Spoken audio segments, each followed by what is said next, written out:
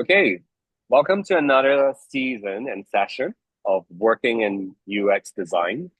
Today we have a very special guest and a dear friend of mine, Jay Demetillo, and he's currently based in Australia working for Canva as the design lead for Canva Sheets. I know Jay is not big on titles, but he is true and true a design leader and a product leader.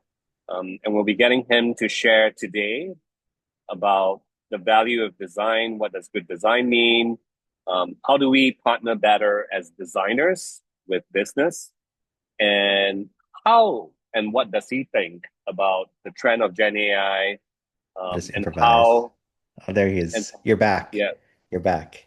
Okay, yeah. So we're gonna cover a range of topics with Jay tonight. How are you feeling, Jay? good. You froze for a second. I was gonna improvise Yeah. and start telling jokes, but you saved everybody from that. So thank Okay, you for coming back. you're welcome. You're welcome. Well, good advice that I shouldn't live stream this. But yeah, it's really good to have you here. It's I think it's your second or third time on the show.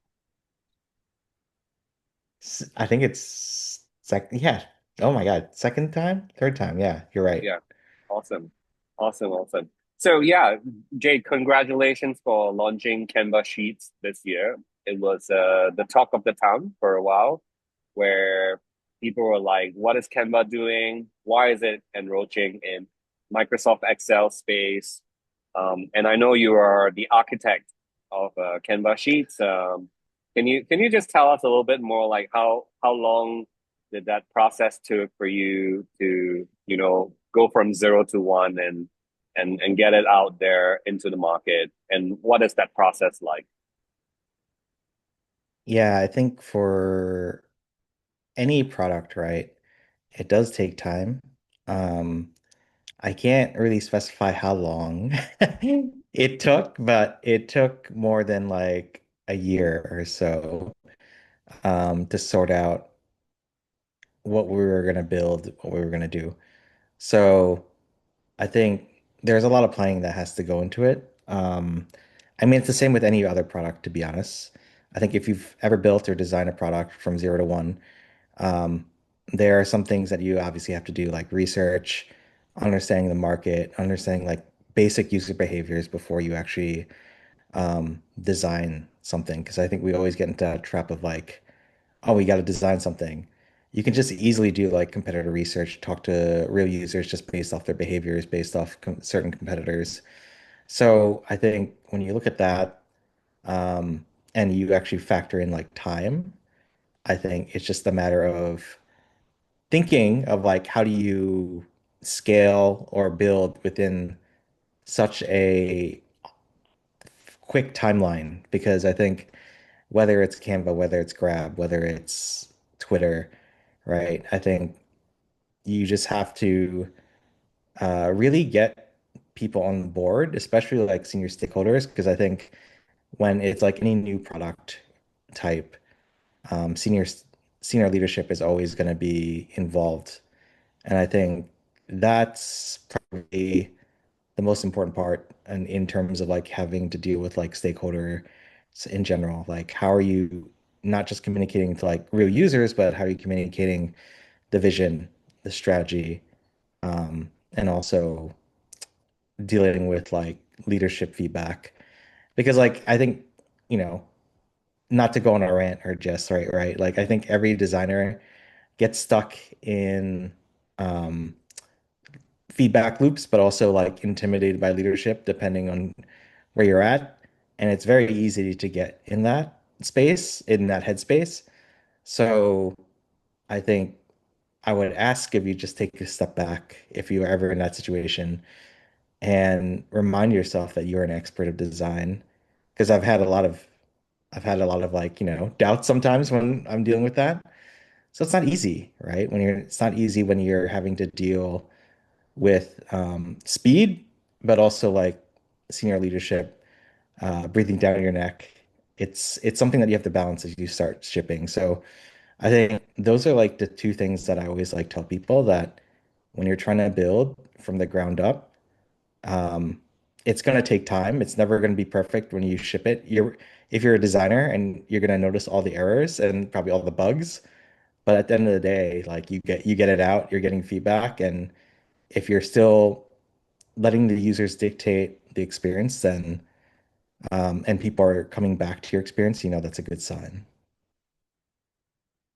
Yeah, thanks for sharing that overview. And I'm sure it was quite a stretch and quite a challenge to build a entirely new product without precedent, without any background whatsoever, because Canva's always been building design software. And the fact that you did it in quite a short time, and to balance the needs of your stakeholders, You that's really, froze. really that's impressive. That you're able to do it in such a short time. In this case. So, just to ask a couple of questions, like, what are some of the challenges working with the product team or the business team, in particular, while trying to launch, Canva Sheets? Well, let's not make it just about Canva Sheets. Because I think it's any Sure. product, and I really don't want to specify or make this about just like any company, just like a specific company, because I think to be honest, like it's the same anywhere. Also, side note, Dalen, probably you should turn off your video because you keep cutting out. Just another side. So I think um, again, the question is, what, how would you deal with senior stewardship and business leaders? Is that what your question is again? Yeah, product and business stakeholders. I think you just have to understand where they're coming from perspective wise. I think the hardest part, if you're a designer, and especially if you're like an introvert, which is I've noticed this, and this is not generalization, but it's it's hard, right, to understand where some people are coming at it from a different perspective, whether it's product and they have a vision, right? And you have to design within that vision, but you do have the power to influence that vision. I think designers will always have that power to influence a vision. It's just the problem is um, we're just not speaking the same language as these folks, whether it's product or business. Even working with developers, right? Because I think we tend to forget that when we're building, we need to actually understand like where the developers are coming from as well. So I think you have to really be really good at communicating and documenting your points, but also your rationale and why you think a design decision should be made, and you should be going forward with certain things. So I think those things are some things that you could list down.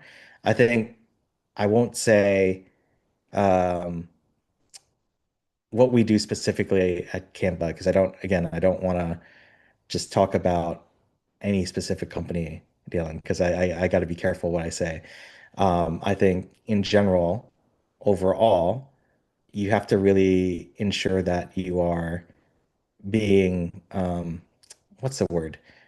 You're being super detailed with all your decision making, all your documentation, all your designs, and then with like even with AI, and we'll probably talk about this a little bit later, like how are you using prototypes to communicate like ideas to people? Because if you're just showing like a basic prototype and you're not like going deep into interactions, then I don't know. Like you really need to consider who you're presenting with and who's in the room because I think a lot of us get stuck just like trying to get feedback from heads of designs or potentially just our team, and then we get destroyed in like a crit with like product, right? So it's not a good feeling, and I think I feel like a lot of designers have been through that situation. So for me, right, like for any situation or any company, um,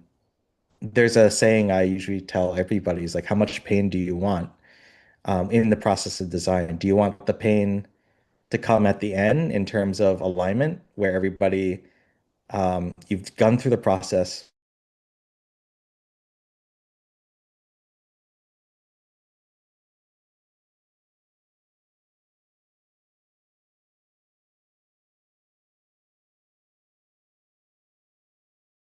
actually, get all of that information upfront in the beginning, get everybody on board, and push forward because I think that's important to ensure that people are aligned with your idea and are on board with that idea. And also, are you like bringing business points? Are you bringing competitor analysis? Like you have to really put all your rationale in the beginning because if you get all that feedback at the end and like let's say a senior stakeholder or like CEO comes at you, you're going to be frustrated. And to be honest, that can happen anywhere, anytime. And even what I've told you, right? At a startup or even in like if you're working in, for example, now I'm not generalization, but like companies in China, they build so quickly, right? There's the term China speed. They build so quickly. So you have to consider like who you're designing for, where you are in the world, um, and all these different things. So I think to be really good at like what you are doing, you have to really express your ideas and be really detailed, down to like the pixel, down to like your explanations and really be good at storytelling. Because I think everyone can be good at a tool, but the fact that everyone is now jumping into AI and build like multiple products, and there's now like a saturation in the market of like products, it's what's good anymore is really a thing now, right? So these are things you need to consider. Yeah, thanks for giving an overview. And I think this really sort of just echoes a lot of about how you've been building in different companies, whether they're in Silicon Valley, whether they're in Singapore, and now that you're in Australia. Understand in your earliest days you worked for Twitter, and then Grab, and now Canva. So it's really, really good to hear what you're sharing and the perspective you're sharing. I know you also work with us on, shaping up of students and getting them better and more ready to join the industry. So just want to kind of find out, storytelling is a skill that you've always emphasized, I remember in class, that students need to get better at. What are some of the quick tips that you like to share with the audience over here that could essentially help bring their storytelling to the next level, right? Or help them see the value of design? Yeah, I think hopefully this is not like something that you probably read on LinkedIn or whatever, but I mean it's obvious things. But like put yourself in the user's shoes is like a really good one that I tell people. But for me, I just usually use like very personal like type examples like, oh, what if your grandmother was using this experience, right? Or somebody that had accessibility issues. Put yourself in those shoes and then like walk through the experience and how would you explain it to somebody, right? Because and like when I do my talks, and I know there's some people from the Philippines here, like I've said it in my talks where it's just like, uh, I usually ask like, how do you explain what you do as a UX designer to your parents, right? Like, what does that mean to them? Can you explain it to them where it actually makes sense, right? If you can't do that, then you can't do it to like your stakeholders. So how can you simplify your explanation, not just for your stakeholders, but for everyone else? Because for most stuff, if you're building like really quickly, you're gonna have to present to everybody all the time, like countless times, whether it's like Canva Sheets, GrabFood, whatever. Um, like in all those situations, I had to keep presenting and like really talk through like, hey, here's the data points, here's what a user would feel, here are the personas, here are like what competitors do, here's what um, the technology that's possible right now, right? That's like all known. I think you can see that on like all these Medium blogs, LinkedIn posts, or design influencers, whatever they're telling you nowadays. But like what's changed is like the CEO can come back to you with like an AI prototype and you're just like, oh shoot. Like like so your story has to be good, but I think now like if you're gonna like prove your point, right? You can do or you can build your own AI prototype and just showcase like, hey, this is what's possible, but based on like engineering rationale, we can only do X, Y, Z, right? And scope it down and just like be very self-aware. Because I think some designers, right, will just like assume that they can do anything and then they forget to talk to engineering. They forget to scope it down. They forget a bunch of things, right? And it's good to like aim for the moon. Like there's nothing wrong with that. But if you're shipping like MVP and you know you're under a tight deadline, you have to make a lot of trade-offs for that. And it was true with like every single product I've built, whether it's Sheets, GrabFood, like AudioProtect, and a bunch of like facial recognition stuff. Like Yeah, you have to make trade-offs regardless, whatever product it is. So that's just the reality of it. yeah. I'd like to ask my next question with regards to Gen AI and how you've been designing and building for it. Because I understand Canva Sheets is very much a Gen AI product, meaning one of its core functionality is actually to help marketers to actually create ad assets very, very, very quickly. So I'm just quite curious, like, as a designer, what's sort of the frame of mind you have to shift to design a Gen AI product? How's that different from products last time, like a GrabFood or a Twitter or something like that?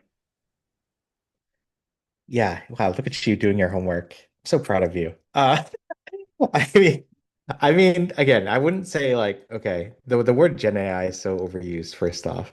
I think you could say it's AI powered, which is I'm fine with. But yes, the few features in Sheets were like the first time I've ever developed or designed AI products before. So that was cool. And like shout out to my product manager, James, and my other designer, Caro, and of course like my engineering team. Because like as you know, I know a lot of designers like humble brag, but like really like give credit where it's credit's due, right? Because like the team helped make this happen. It wasn't just me, amongst like also many other teams working on AI. So let me get that out of the way because I want to give credit to those folks as well.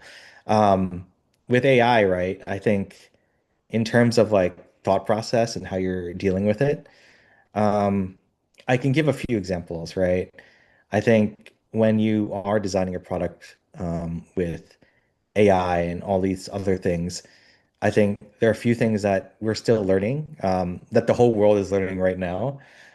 This is not just specific to Canva. I'm just calling it out as something that I've noticed. When you are like dealing with generative AI or anything that's AI powered, it's questioning if the information is true or not. I think that's the biggest thing. That's how do you deal with that, right? Is there content that tells the user that this may be wrong? And you're starting to see a lot of people do that, right? Like that just happened recently, and you're starting to see a lot more legal stuff happen, which is good. Um, that was important, right? To get that out of the way. It's just the fact checking is really important, which I've noticed. The second thing, that's probably the other thing that a lot of people are dealing with right now is like credits. A lot of people are actually scared of using up all their credits. I think all of us here who have used ChatGPT, Leonardo, where there's like a countdown. Everyone, like basic people not in tech, right? Like not like us, um, like my parents or people's like just normal people that aren't in tech, they freak out when they see that go to zero. So how can you soothe, or maybe you don't even show the countdown of credits? Because that is something I've been noticing and talking to other designers in AI. It's like, how do you deal with that expectation of having to alleviate people's stress? Because even with like Claude, right? Like I push Claude to limit and then it tells me I only have like 10, 17 minutes left and I'll get pissed, right? It's like out of nowhere. So, I mean, and then they've been doing it recently more because obviously people have just been abusing the system. And you're probably going to start seeing it more I just saw it in Figma Make. I was just building a prototype the other day, and they're going to have limits soon because I was pushing Figma Make to the limit. So I think communication, but also like that countdown of credits is like a serious thing that a lot of us as designers and this new generation of products that are coming out are going to have to deal with. It's not easy. So those are the two things that stick to mind for me. And also like the third thing is probably like micro interactions. Like how do you let someone know that something is happening in an AI product? Because you'd be surprised, like um, even like loading patterns, uh, some of them are just very, what's the word, inaccessible to the eye. And you're just like you just don't know if something's happening or not. So, what's the best way to really show that? Or potentially, if it's a chatbot, right? How do you make sure that the chatbot's like responding correctly to you, even if it's a voice assistant? I think voice assistant is going to be very tricky as it evolves, because I think yeah, it's pretty good, but the fact that I only have like X amount of time with my assistant on ChatGPT is really annoying. So like all that communication, but also like the little nudges to let you know that you're running out of credits and all of that is going to be so important soon in general, along with fact checking. Yeah, that's really some very excellent tips right there about micro interactions, about how people should ease users as credits run out. Um, and I think there's a lot of talk about how designers like us, we're using Gen AI, and I don't want to dive too deep into that, but I'd like to get your general thoughts about the job market, about people in our industry. I know we all use Gen AI to a certain extent, but what are you seeing? What's your sense? Is Gen AI gonna, make designers lose jobs? What are your thoughts on it? Does design matter, Daylon? I mean, Yeah, that's the yeah, peripheral question, yeah, right? yeah. Perennial question that we're Um, dealing with here. yeah. Yeah, I think the thing with AI, and it's also like I spoke at a conference, no pun intended, at Design Matters, and maybe the folks from Japan were there. Um, but I think a lot of talk speakers talked about this in general, where AI is just based off data. And I know everyone like is falling in love with like generating stuff, but in reality, right, it's based off existing data. So whatever it creates, like it's existed before. So there's still room for creativity. There's still room to build something that's new. Um, I think, sure, it's like it's easy to jumpstart and get you from like zero to like zero point 0.5 and or zero to a half. But at the end of the day, behaviors change, technology changes, people change, platforms change, and you're going to have to still design around that. And from my research and just like seeing like all the jobs come out of nowhere recently, there's been a lot of jobs postings recently, like in the past 2 months in for like UX product designers. So I mean, it comes and goes. Like I think AI, yeah, it's gonna make everyone design. Let's be real, right? Like everyone's gonna be able to design an application. Everyone's gonna be able to have their own application. They're gonna make their own brand. But does that make it good? I don't think so. It's just a saturation of the market, right? Like, uh, I think at the end of the day, it's still up to designers to like make a very nice and like delightful experience that's different, right? Like, sure, like I'm sure AI is going to make micro interactions easy to do and all that stuff. That's going to happen at some point. But like when Liquid came out, like, right? Like they're still like adding all these updates to the phone. So like I think on Apple that is. So I think there's still room for like creativity. It's just a matter of like thinking outside the box. No, like not trying to be cliche, but it's true. Like AI is here to stay. It's already out of the box. I think the really good designers and the people that are like going to stick with it, they'll learn how to evolve like they always do. Like we always do. We always learn how to adjust. Um, but yeah, I think now the biggest worry is like for anybody, it's just like, oh, like so and so built their own platform that like or like our stakeholder built this and they think this is the right decision. Well, then go test it. Like talk to real people. Like, you know, it's just very funny to me because like when you test like AI with real people and not people in tech, I'm don't talk to people that are like close to your friends or your network. Talk to like basic people. You will get some interesting answers, some interactions, and you'll be shocked because basic people, and this is not like like this isn't a swipe to folks that are like outside of the tech bubble. It's real. You talk to real people outside the tech bubble, it's just very different on like what they care about versus what we care about. So um and yeah, I mean that's I'll just end it at that. But yeah, go ahead. Yeah, I think you're so right about the tech bubble thing. We're almost in our own little bubble over here with the hype on Gen AI.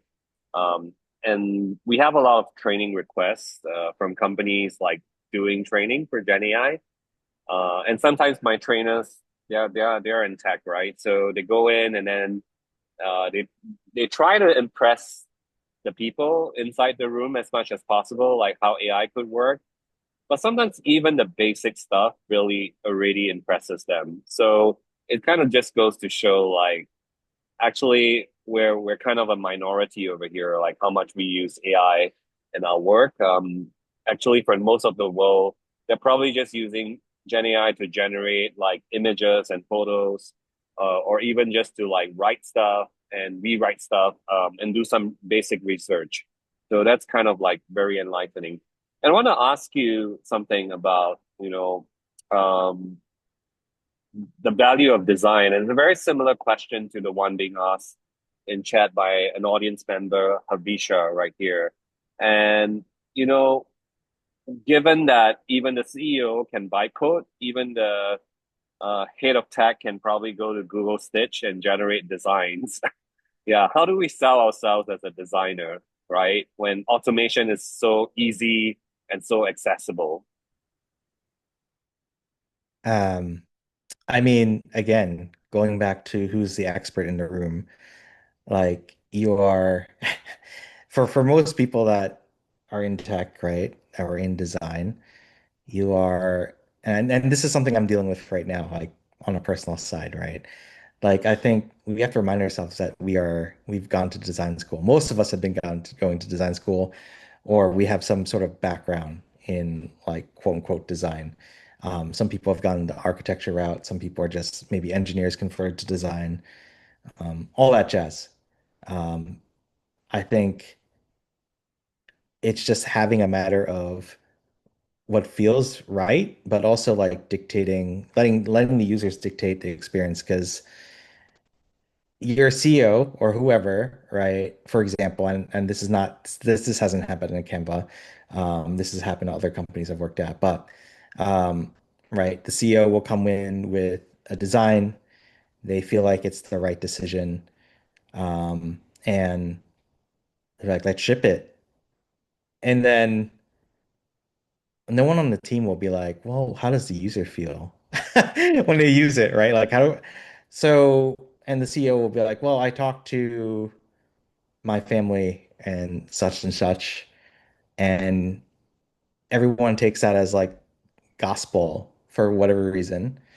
So I guess it's just a matter of challenging this belief that someone has the right answer um, when you should be actually doing the background work and actually testing and talking to real people. Like if I were in that position, I'd be like, well, there's a few things that you can pull out. It's data, the business metrics, which a lot of designers hate.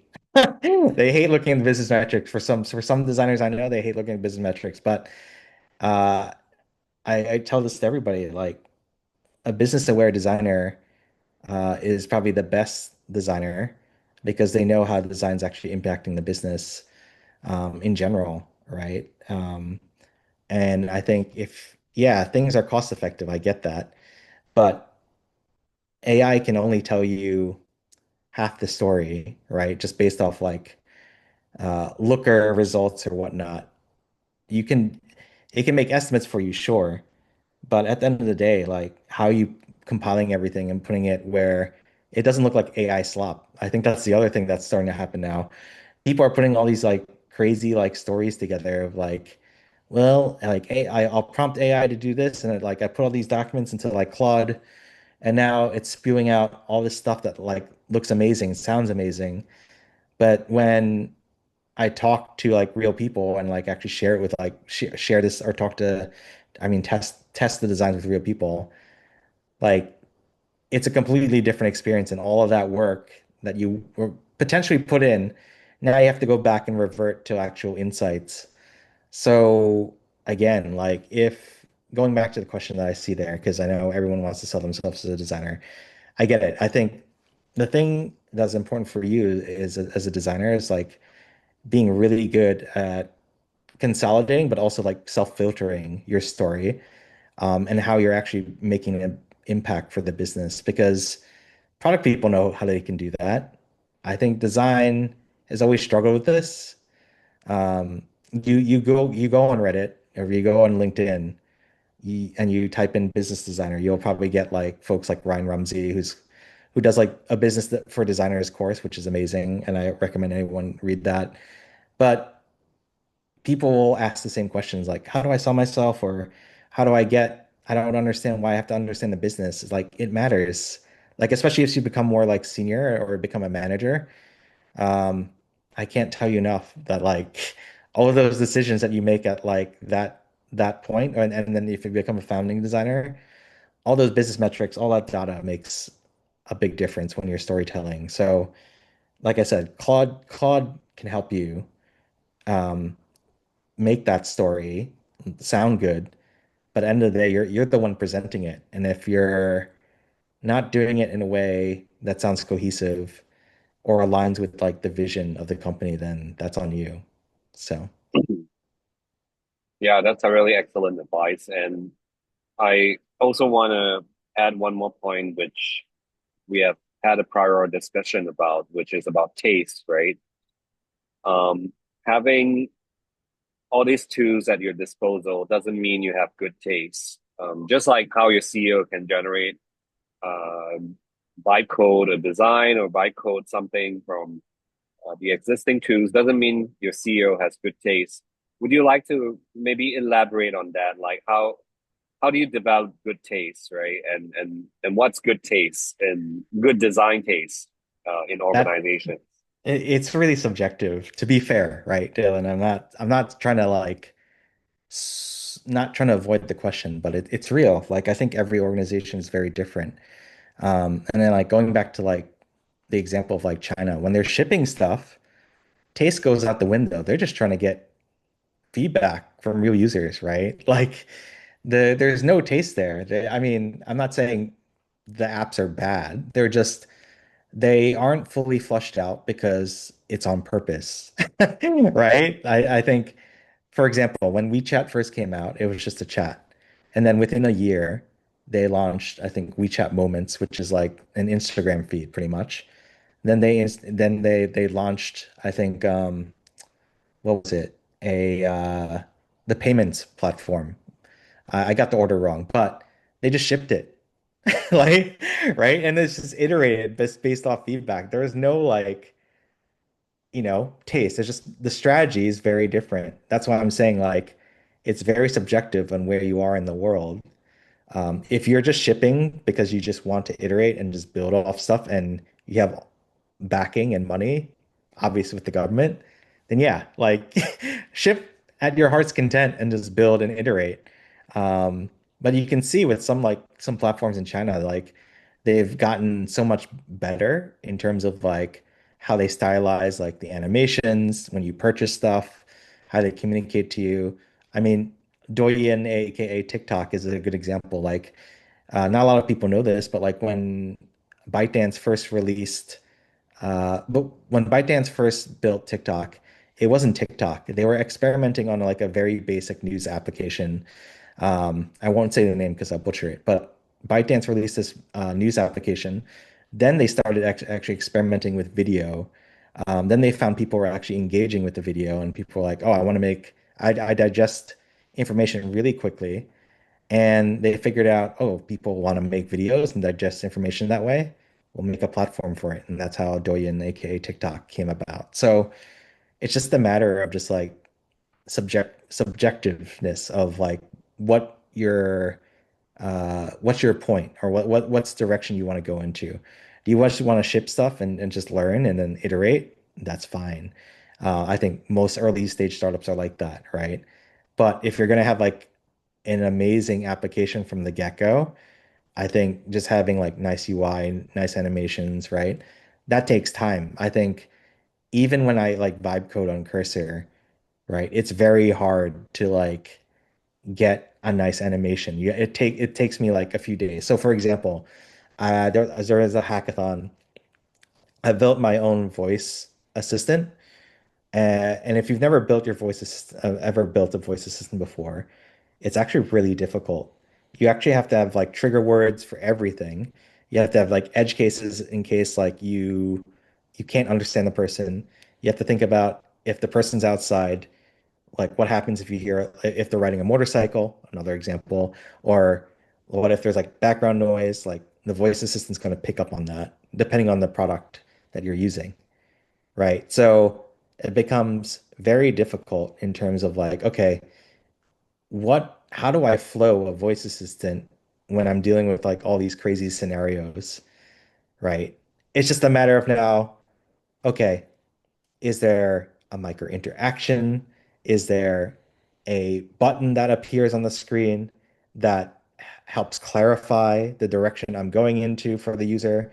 Because the user could actually, maybe bad speaking a certain language, and you need to give them like options, right? I know sometimes when you're like talking to like Apple Maps or Google Maps, I forget which one does it, but it gives you like multiple options if you're using uh, the assistant or whatnot when you're trying to get directions. So I think it's Apple Maps actually. So yeah, like that's how you have good taste in terms of figuring out like, okay, how do I simplify these interactions? How do I simplify the ways for a user to go get from point A to point B and make it really easy and simple? That to me is like good taste.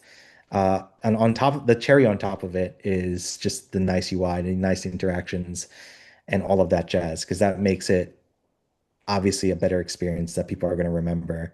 Mm. And I know one last example. I know folks from the Philippines may know this, but like when I spoke at like a conference there, the example that I tell people is like how okay, if you're again back to the grandmother example, if you drove your grandmother back home and she has issues getting up steps and into the house, you obviously have to handhold her from point A to point B, going up the steps, opening the door, turning on the light. It's just the same when you're designing experience for anybody else, right? How are you handholding? When should you handhold? When shouldn't you? And how do you make sure that user gets from point A to point B safely, step by step, without having them think so hard? So to me, that's good taste, right? And that's hard to do. You just have to go and practice it a lot, and it's just repetition of just trying to figure out like what's the best way to design around those cases. Yeah. Yeah, thanks for mentioning that. And I just want to encapsulate maybe sort of the two general themes that I'm getting over here. There's a very different way the Chinese are building their apps, and it's very iterative. But that doesn't mean they're not building it well, right? Because I've been to China. I use TT myself, and I think TT in terms of UI and UX is very close to Uber, or even like they've innovated their own ways. In my opinion, it's like a world-class product. Just that it's only available in China right now, No, and I that's not think they. true, Dalen. That's Oh, not is it? true. Oh, hang It's on. available I in might. Australia Is and it? South America. Yeah, yeah. Oh, I wasn't That's aware not of that. true. Okay, Oh, got it. sir. So it is but yeah, indeed a go world-class ahead. product. Yeah. Yeah, yeah. So I was so gonna say one mhm, thing. It's not mhm. just China. There are companies that will ship and iterate in India, everywhere else. I'm just using just China as an example. So because Yeah. they're just known for the light speed of how fast they move. That's it. So don't if anyone tries to 100%. come for me, I'm not saying it's just China. There's some companies that still do it, but yeah, that's Yeah. just an example. 100%. And thematically, I think what we're looking at over there is that it's not that they don't develop good taste. It's just how much iterations they go through, how user focused they are, and how how much they care, right? What I'm getting a sense of is like how much do people care, how much do people empathize with users, and really go that extra mile to make that experience a little bit better for our users. And I think that also goes back to the earlier question, right? Does design matter? Absolutely, because in when it comes to caring about users, AI is not going to care about users, right? We as designers are going to care about users. So that's kind of what I'm getting as I'm talking to you.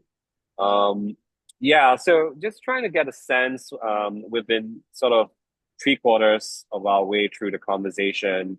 Um, what are some of your biggest learnings as a designer or as a design leader, maybe in the last 1 year, right? There's a lot of disruption going on. There's a lot of uncertainty going on in the world right now. Um, I'm just kind of curious, what are you learning, working almost at the forefront of technology over there? Whoa, whoa, whoa. Forefront, come on. I'm just the normal guy dealing. Um, I think my personal learning is and it's weird because I've been talking to other designers about this too, and my biggest learning, and maybe it's not related, but like it's just like I've become so more like what's the word? Paranoid, maybe, about just fact checking everything because everything now is like manufactured.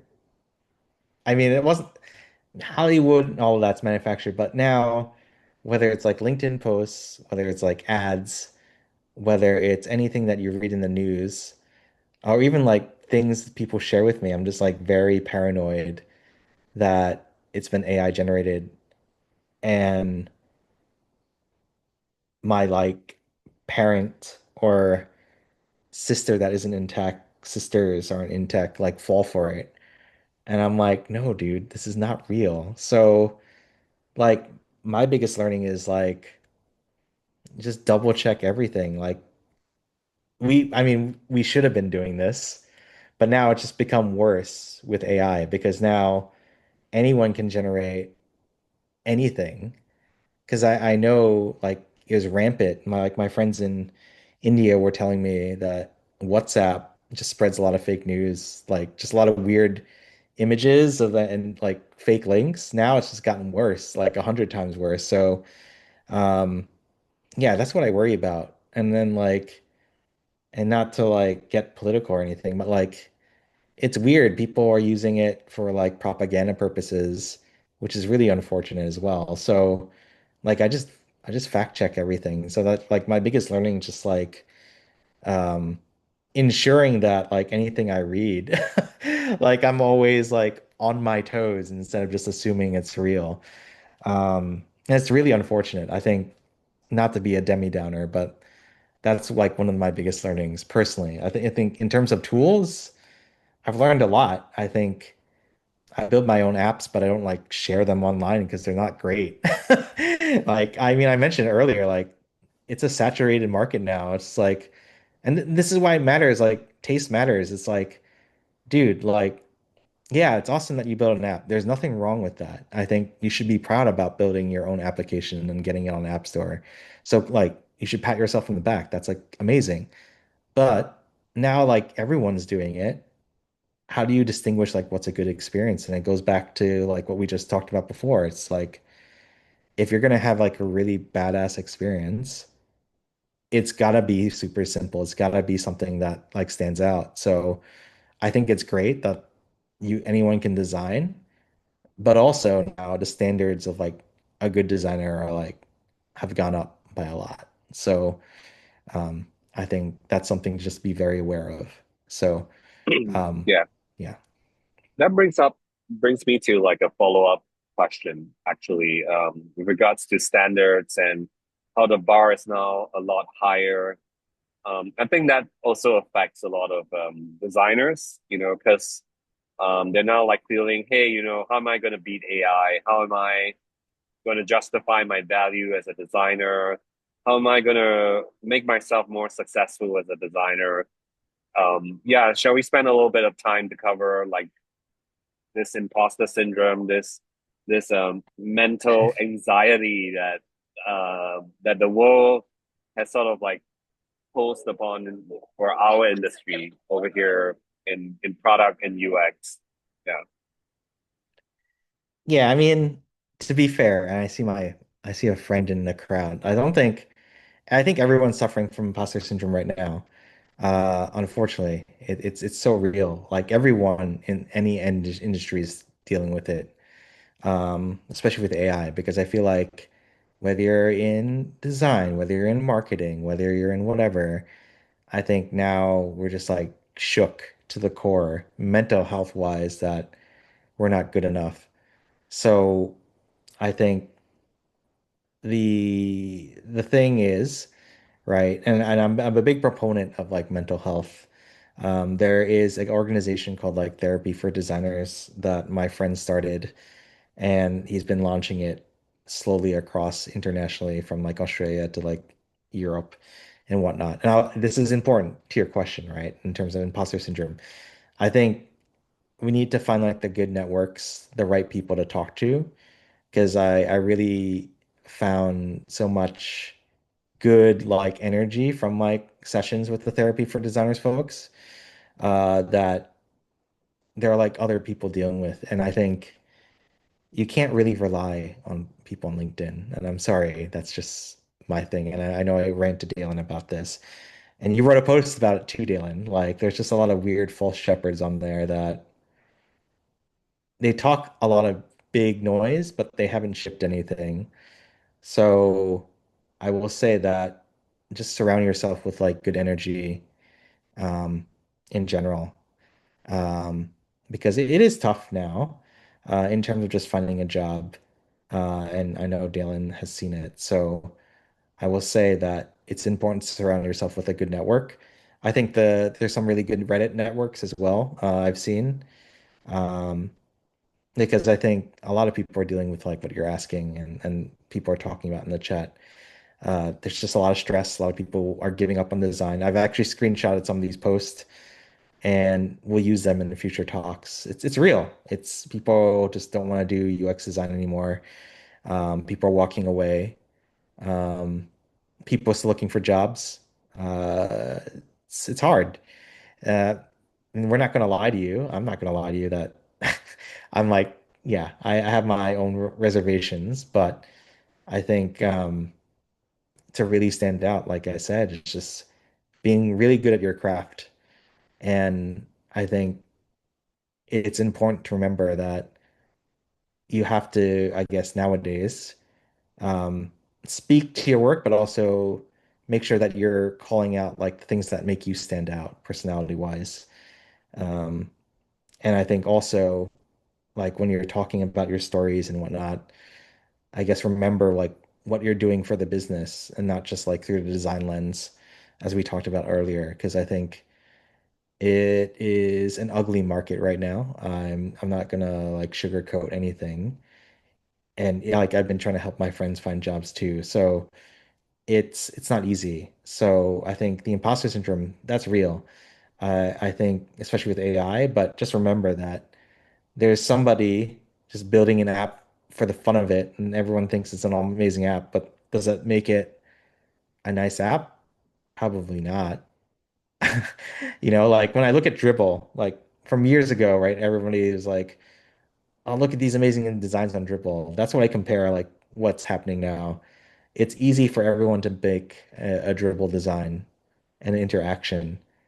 Can you actually build it and actually put it in the app? For some for some things on Dribble, probably not. Even with like some of the stuff I've seen on Cursor, the stuff I've tried to do on Cursor, yeah, it's like easy to do some interactions, but not everything is doable. Some people will pull the whole like After Effects slash like Google Stitch thing, and it looks nice, but um, it doesn't work the way it's supposed to. Actually, there's like been a few news stories that like people have gotten funding for the applications because like it looks so good, and then turns out it doesn't function that the same way, and they lost funding. So uh, just surround like that's why I keep telling people just surround yourself with real people, the reality, and people that have actually practiced and shipped stuff because there's just a lot of really bad energy right now coming out of the design and tech world, which is really unfortunate. So that's all I can tell you. Okay. That's why I surround myself with like normal people, I guess. So yeah. I guess it's easier to do that as you're, I guess Australia is sort of on the other side of the world, right? Away from the valley. Um, I'm also wondering, like, for yourself personally, because I understand there were moments where you were in transition and you're trying to like get a new role as well. Um, and then you've been through those moments where there was a lot of uncertainty and there's a lot of anxiety. How do you manage that yourself? Like personally, like how do you like other than Yeah. hanging out with good people, right? Yeah, how do you do that? Well, recently I now just write on my Substack. So I think, yeah, I mean, maybe you know this and maybe my other friend knows this, but like I did quit my job in tech at like 2013 and then I just like pieced out to live in like Europe for a while before like digital nomadism was like a thing. Like I just lived out and just chilled there because I was just tired. Um, and I think it's just like not everyone has that equity. I just got lucky because I just sold stock, by the way. Um, Not everyone has that equity. I know that. So I think it's just like you got to recognize that what can you do for yourself to treat yourself, whether it's just like, I don't know, binging on a Netflix series that you've never caught up on, whether it's just being very kind to yourself. Because like I mentor a few people right now and they'll be like, well, I got handed this project out of nowhere and I could have done this or this better. But then I remind them like, hey, like you actually shipped it. You came in like three-quarters in the way through and you didn't know what was going on. Why are you blaming yourself? Like that was just like the scenario like in general that you were thrown into the deep end. Um, just like be very kind to yourself because I think we're just getting very hard. We're getting harder on ourselves just based off of like fictitious influencers telling you that life is great and looks good and this is how much a designer can make. And it looks all fancy on their Instagram, but in reality, it it's not that great. So I'm just being a realist, right? But for me, right, personally, like I'll walk my dog. I'll still like do some like what do you call it? Like these put together these like shoes stuff. Like I'm still looking at shoes. I still like this during COVID, I took a shoemaking Yeah, class. I yeah. built Air Force Side Ones by hustle. hand. Yeah, like a side Yeah, hustle. so build like do stuff like hobbies. Like video games are fine too. They're healthy. Don't fall for like the trap that they're not healthy. It's just like just be very kind to yourself. I hate that the world's gotten in this place where you have to be judged for anything that you do nowadays. So I'm just being a realist. Like whatever is healthy for you, whether it's a walk, whether it's going on hikes, whether it's going somewhere that's affordable in your social status, whatever you're comfortable with, I think figure something that out that's easy to do. Because I think everyone needs mental peace, especially nowadays, and especially in the world that we're living right now. I think just find something that's easy, a daily habit that you can do. I tell my mentees, find 15 minutes in a day to write or do something that you really like. And then like, the book Atomic Habits. If you can expand on those 15 minutes to 16 minutes to 20 minutes to 30 minutes, then it becomes like a full-blown habit, right? So what can you do to like, you know, really uh get yourself away from the bad energy? I think that's really important to just like consider. Yeah, that makes a lot of sense. And thank you for sharing those tips, especially from your experience mentoring designers. I'm sure many of us who are a little bit more junior will find that very, very helpful. Um, there's a question from the crowd over here. How will the role of designers evolve in the next 3 to 4 years as AI continues to advance so rapidly? Is this like a lost cause? Like, I mean, we put ourselves through design school and then now AI is trying to disrupt our jobs. So yeah, like where do you see our industry going in the next 3 to 4 years? Design will always be needed, to be honest. I think everything will be easy. I mean, like, okay, for example, right? Like when Adobe first came out with their design suite, right? Whether it's an InDesign, AI, everybody was like freaking out because it was like so easy to like Photoshop stuff, for example. I mean, the standards are just going to get higher and higher. So I think, to be honest, like 3, 4 years, I mean, it's not even gonna be 3, 4 years. It's gonna be like next year, right? Like AI is gonna probably be doing everything. With like the especially if you've like used Sora before, it's just like a lot of questionable things that you can make in there, which is wild. Um, yeah, it's gonna be so easy to do everything, but that's why I said like everything's gonna be a saturation at in like the next year, even 2 years. So what's a good design? Right? Because like AI is just going to keep building based off like what exists. So that means there's still like other stuff you can still be creative about, to be honest, right? Like not everything's solved. So for example, like people in Indonesia still struggle with banking. A lot of people don't trust the banks there. They don't obviously trust the government. They hate paperwork. It takes them like 5 hours just to get to a bank to do all of that. So how do you reach these people and get them on your platform? Or how do you build an application for these folks, right? Because for most people, and I know this is true in India, they will trust their community to use the local shopkeeper as the bank, right? And for people in like Western company countries or developed countries, it'd be like, why would I trust the shoe keeper as my banker, right? So there's scenarios like that still need to be solved, right? And even with like the dawn of AI, like even with like, I know crypto is such a PR hit, but like when you think about fast transactions and that, like that's the next step, like with all the stable coin stuff, the fact that you can now transfer money within like what, a minute or even like seconds soon in like the next few years, that's going to be crazy. But the problem is no one's going to trust crypto because it's taken a PR hit, right? So I know big banks are adopting it, but that's a whole different user experience that you're going to have to solve, especially if like enterprises are going to have to deal with, right? So there are going to be still problems there. The health's archaic. Everyone knows this. Health is a hard thing to solve, and that takes time. So I think being on the forefront of that'll be amazing. The Meta Ray-Bans, all the tech wear is cool. I think you're going to start seeing more people try to push the envelope with that.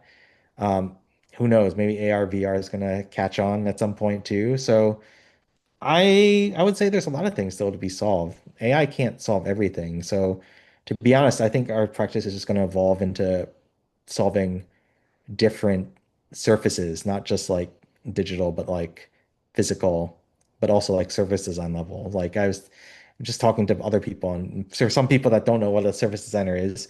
A service designer, for example, will look at like airport flow. So if you go to the airport and you're lined up a certain way, a service designer has probably like looked at that flow, right? So I think I can see designers morphing into that, like planning crazy stuff like flows at hospitals, airports, but thinking about the digital and physical realm. I know some people already do that, but it's going to be 10 times that because AI hasn't solved that. It'll probably spit out data for you, but it hasn't solved like the proper way. Maybe it'll give you the solutions, but the solutions will never be the correct solutions until you test it in real life. So yeah, I think it's going to be like very it's evolving, I think, in a good way, but like I said, the market's just going to be very saturated. Hmm. So knowing that saturation is going to happen, knowing how discipline is going to evolve, and I know it's like a personal topic where you're kind of very passionate about it, calling out the false prophets or the false shepherds over here in design. And so how do we stand out as a designer without becoming like influencer, like and yeah, hey, these are like 5 tips that you gotta do this and that, right? So how do There's we nothing market and sell ourselves? there's nothing wrong with becoming an influencer. Let me first, because a lot of my some of my friends are influencers, quote unquote. So there's nothing wrong becoming an influencer. I think there's something wrong with pushing ideas that aren't based in like fact that you haven't done before or us, you're just lying to people at that point. So I guess how I would sell myself, I mean, again, that could be subjective to the person. Like, do you want to become a design leader? Then you're going to have to form your portfolio around like leadership type decisions, and the storytelling around that has to be amazing. If you're like a designer that wants to be an illustrator, right? That's going to be probably a little bit harder because like AIs can illustrate everything. So how can you show like all the details and how do you can make tell a story properly in terms of like your illustration designs and how they impacted, I don't know, the brand and how you're incorporating like little details into your illustration because AI can't really do that yet, quote unquote, yet. But like you can still tell. Like it's like what Will Smith's video he did recently, you could tell that like people had like 6 fingers and like spaghetti hands. I'm sure at some point that's going to be fixed, but like it, I think to really stand out, you have to have proof of work of like things that you've tried and shipped. And it's funny because I know everyone was like, remember back in the day when people were mocking the people that redesigned Spotify for like their portfolio. Like everyone's gonna try to do that, sure, but like you're now it's just like, okay, what's the best interactions around that? What's like the best prototypes to deal with like these basic applications that are shipped, right? The standout now to really sell yourself is just like showcasing like just better interaction principles, better prototypes, and just how you sell yourself in terms of like how would this make a difference for the business at the end of the day, because that's what you're doing. So yeah, I think we need to be more business salesy in a sense. And if we can do that, then you become a founder probably. Right. So and to be fair, my secret hope is I hope some people in here just become founders because I want my selfish self wants everyone to become every designer to become a founder. I think that'd be amazing. So Yeah. That there aren't many design founders, but it would be nice. I think this is actually something I encourage for, as long as they have the appetite for it.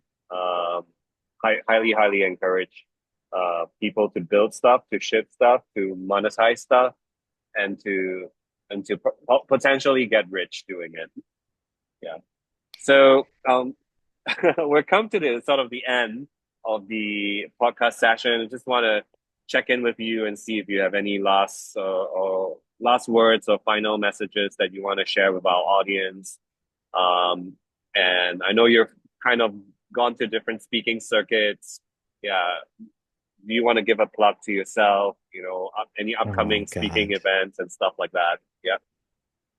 Yeah. I mean, I'm speaking in China in 2 weeks, I think 2 days after my birthday. So if you try messaging me, then good luck. It's just WeChat all the time. I think The only thing that I'll probably just say to everybody here, because it's a good group of people, um, and this is just me being real, right? Like life isn't fair, but that doesn't mean you can't change it.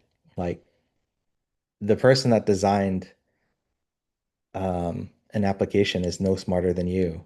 You can build a better application than them. So it just depends if you want to build and design a better application than that person. So I think life, you can poke life and you can change things.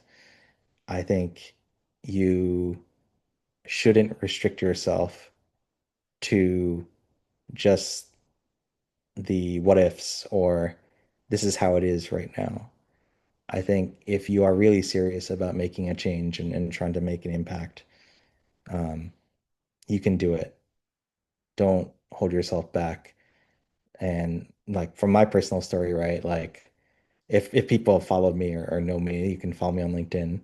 Um, like I wrote when I was like when I was younger that I was always going to move to California and I was going to be you know, doing design. And spoke it into spoke it into existence. And then later on, right, I wrote that I was like in a journal, maybe like after I lost my job because I didn't like my job. I got terminated at my job long time ago. Uh, I wrote like 100 emails, some physical letters too, to companies, and I just never gave up because I think, you know, I knew I just wanted to be a designer. I never wanted to not be a designer, and I found my way. And even though it took me like what 6, 7 months, right? And I got lucky because that's when like the App Store showed up. That's when the iPhone showed up. And I caught the wave of like UX when there wasn't like any licenses or things saying that you were a HCI designer or whatever. It didn't matter back then. And I caught the wave again with AI. So to be honest, like anything's possible. Lives will never be fair. It's just a matter of like what's the effort that you're willing to put in to make that change for yourself. Because at the end of the day, you make that decision. No one else does. Um, so yeah, that's my advice. You can change the world. You can change anything. You can be anything you want. Don't let the influencers tell you like otherwise. Well, what an inspiring message to end with our session tonight. Thank you, Jay, for staying up late and having this conversation with me and sharing your wisdom, sharing your experience, and also giving us a preview into this oracle of yours as you're kind of like working in the forefront of technology and giving your thoughts about what you see as the future for our industry as designers, as product professionals. So thank you for spending time with me tonight. And thank you all in the live audience for attending this session. So uh, thank So you for official. commenting on my voice. I've got a lot of They're comments on commenting on my that. voice, Dylan. Get out of here. Oh, is it your voice or my voice? Thank you, I don't Ernie. know. Maybe it's both. Maybe it's both. This is Well, no, appearing on he's Spotify, right? This, yeah, it's this is gonna be appearing on on Spotify. Spotify. It's gonna be on Spotify. Okay. Yeah. See, Okay. it's my voice. Get out of It's your here. voice. It's your voice, Jay. Thanks, Anyway, folks. everyone, thank you for attending. All right. It's gonna be on Spotify. Just subscribe to Working in UX Design. It's all good. And also on YouTube, do subscribe as well. We're also on YouTube. CuriousCore, just look for it. For Spotify, look for Working in UX Design. Hold on. And with I'm gonna that, look thank for it. yeah, Hold on. Let before because I couldn't find it before. Working in UX design. yeah. Yeah, Just okay. I type the found it. title, All right, Working in all right. UX You're right. Design. You're right. You're You right. can't You're you can't right. miss You're it. right. All Okay, all right. right. All right. I'll copy Okay. the link for these folks though. Thank you, Awesome. everybody. Thank you, everyone.